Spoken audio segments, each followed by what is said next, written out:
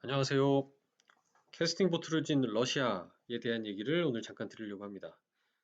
러시아 얘기를 제가 맨 처음 방송에서도 드린 적이 있고, 최근에 유가 폭락한 부분도 러시아가 상당히 많은 기여를 한 것 같아요. 어, 여기 지금 화면에 나오지만 2024년에 네 번째 임기가 끝나는 우리 블라디미르 푸틴 러시아 대통령님은 나이도 아직 어리세요. 52년생인데 이번 임기가 끝나도 또 출마할 수 있다고 하는 그 개헌안을 지금 지지를 받고 있는 상황이다. 라고 하는데 도대체 이분과 유가가 어떤 일이 있었는지 한번 분석을 해보도록 하겠습니다. 음, 앞서 한번 설명드린 적이 있었는데요. 여기 그 러시아 증시는 유가랑 상관관계가 상당히 높습니다. 여기 다시 한번 나타나지만 2019년도에 유가가 이렇게 좀 뭐 횡보긴 했지만 러시아 증시가 상당히 가파르게 올라간 모습을 보실 수가 있고요. 과거에도 이렇게 유가가 폭락하는 시점, 2014년에서 2016년이었죠. 이때 러시아 주가를 보면 굉장히 하락하는 걸 볼 수가 있습니다. 물론 러시아가 경제 제재를 2014년 우크라이나 침공 이후로 쭉좀 받고 있는 부분도 영향을 미쳤을 건데요. 그래서 러시아 펀드들 같은 경우도 작년까지는 성과가 상당히 좋았다가 올해 연초 이후로 보시면 뭐 유가가 폭락하면서 유가는 거의 뭐 반토막 가까이 40% 이상 이렇게 밀려버리죠. 그러면서 작게는 뭐 20%, 22%에서 많게는 29%까지 요거는 뭐 액티브 펀드든 ETF든 막론하고 다 폭락해버린 상황이 됐습니다. 사실 이런 부분은 새로울 건 없어요. 향후에 반대로 유가가 반등한다 그러면 다시 러시아 증시의 상관관계가 높다 보니까 조금 회복이 되지 않을까 기대해 볼 수 있는 건데요. 문제는 여기에 있는 것 같지는 않습니다. 흥미로운 부분은 이번에 유가가 폭락하게 된 배경을 좀 잘 알아야 되는 것 같아요. 여기 그 조선일보에서 정리한 그 파리의 손 특파원이 해주신 기사를 보면 오펙의 눈물, 기름의 지배자 이런 얘기 나오는데 오펙의 힘이 약해졌다라는 게 이제 근원적인 문제로 볼 수가 있어요. 왜냐하면 미국이 과거 셰일 혁명 이후로 원유 생산량 관련해서 사우디아라비아를 제치고 그 글로벌 1등으로 등극을 했죠. 그렇다 보니까 미국이 중동으로부터 원유를 수입을 할 일도 별로 없어지고요. 오히려 미국에서 어마어마하게 생산되는 하루에 한 1300만 배럴 정도 생산된다고 하는 그 엄청난 원유를 가스와 함께 지금 수출을 해야 되는 상황까지 직면하게 된 거죠. 그렇다 보니까 유가가 전반적으로 생산이 늘어나니까 공급 대비 생산이 늘어나면 당연히 가격이 떨어지죠. 그러면 여기 보이시는 사우디아라비아를 비롯해서 이런 오펙의 전통적인 회원국 그리고 오펙 플러스라고 그래서 여기 추가로 회원국은 아니지만 러시아라든가 이렇게 비전통 산유국들 한 10개를 더 더해서 24개국들이 결사적으로 막죠. 왜냐하면 자기네 세수가 줄고 뭐 원유에 의존하는 경제 구조를 갖고 있으니까 당연히 힘들죠. 이 국가들이 감산을 했던 겁니다, 그동안. 근데 그렇게 감산해서 가격을 올려놨더니 살리는 거는 미국의 셰일 업체들 배만 불린 거 아니냐. 이제 그렇게 이제 많이 분석을 했던 것 같고요. 그래서 이번에 사실 사우디도 감산을 하자라고 얘기를 함에도 불구하고 러시아가 반대를 한 거죠.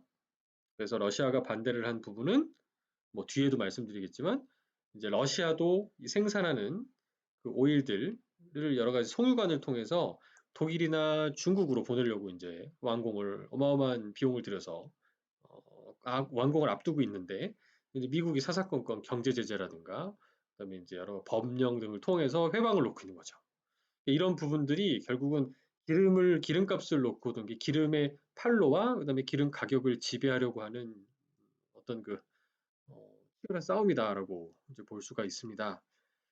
그리고 오펙이 더 힘들어진 이유는 뭐 카타르도 탈퇴했다고 그러고 사우디에 있는 그 아람코라고 그래서 국영 석유 기업도 뭐 사실 상장을 해버렸죠. 그럼 상장을 하면 이제 100% 정부 지분이 아니란 뜻이에요. 그러면 당연히 상장하게 되면 주주의 이익이 우선이기 때문에 만약에 무조건 감산 또는 무조건 증산을 동의할 수가 없는 상황이 될 수도 있다는 겁니다. 그러면 사우디아라비아 입장에서는 사우디를 제외한 나머지 회원국들을 통제할 명분이 많이 떨어지게 되겠죠. 즉, 이빨 빠진 호랑이 신세가 될 가능성이 높고 오펙 회원국끼리도 각자 도생 모드로 간다. 그럼 결국 여기서 정리한 대로 미국 최대 산유국인 미국과 사우디아라비아 그리고 러시아 이 세 개국이 결국 세계 기름값을 좌우할 전망이라는 거고요. 이미 2014년도 앞서서 유가가 폭락했던 제가 히스토리를 말씀드릴 때 사우디 덕분에 미국과 미국의 셰일 업체들과 치킨 게임이 한번 크게 벌어져서 유가가 폭락했다가 결국은 사우디나 이런 오펙이 손을 들고 감산에 합의해서 지금 오늘까지 온 거거든요. 근데 이번에는 러시아가 또 초를 쳐버려서 유가가 어마어마하게 폭락해버린 상황이 돼버렸으니 이게 과연 단기간에 끝날까? 글쎄요, 라는 생각도 좀 들어요. 그래서 진짜 표적은 미국 쉐일이 아니냐. 러시아가 겉으론 감산에 동의한다고는 하지만 뭐 일단은 제가 왼쪽 그림에 적어놨지만 사우디는 일단 가장 싸게 생산할 수가 있대요. 배럴당 한 2.8달러 정도에 생산이 되는 거고 미국이 40달러 정도, 러시아도 자기네들이 생각하는 그 제정 유가라고 그래서 한 42달러 정도, 그 미국과 유사한 수준이라고 하는데요.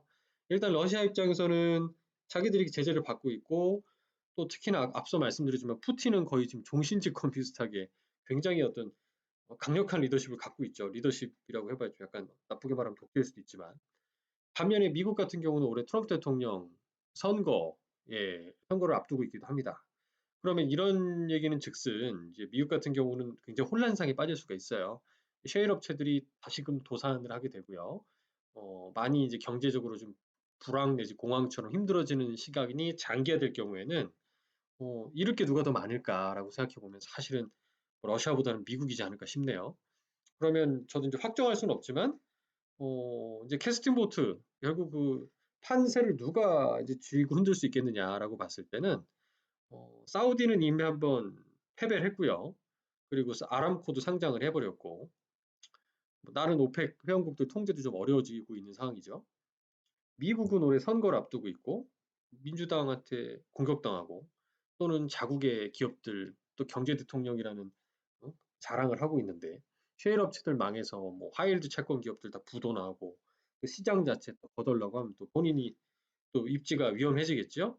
그러면 제가 볼 때는 러시아가 상당히 캐스팅 보트 역할을 할 가능성이 높다라는 생각이 들고요. 열받을 만한 게 제가 왼쪽에 그림을 보시지만 그 러시아의 가장 큰 국영 기업 그 석유 천연가스 생산 기업인 가스프롬이라는 회사의 자료를 연합뉴스 기사가 가져온 건데 노드스트림이라고 그래서 러시아에서 이제 이 유럽이자 그리고 전 세계에서 가장 큰 제조업 국가인 그 독일로 이게 천연가스관을 송유관을 가스의 원유 송유관을 연결하는 사업을 한다는 거예요. 완공을 다 했어요. 이제 거의 개통식을 앞두고 있는 상황인데 이제 미국이 경제 제재 비슷하게 제재를 해버렸죠. 해당되는 기업들과 사업가들에 대해서. 그러니까 이제 러시아는 완전히 그 막판에서 엿을 먹은 셈이 됐고요. 12월 2일 같은 경우 작년 12월 얘기인데 중국 같은 경우도 파워 오브 시베리아라고 그래서 이제 중국까지 가스관을 개통을 합니다. 그런데 사실 미국 입장에서는 중국을 작년 한 해 동안 무역 분쟁으로 쥐고 흔들었죠.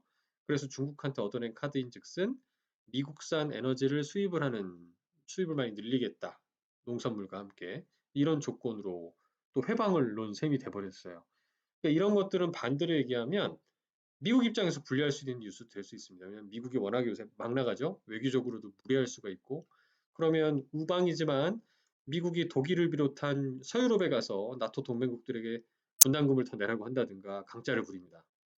그럼 독일 입장에서도 무조건 동맹이라고 미국 편을 들 수 있을까요? 라고 생각해 보면 사실 에너지 면에서는 이렇게 다변화시킬 가능성도 적지 않죠. 명분이 오히려 미국의 명분이 떨어질 수도 있습니다. 반면에 중국의 경우에도 꽃놀이패죠.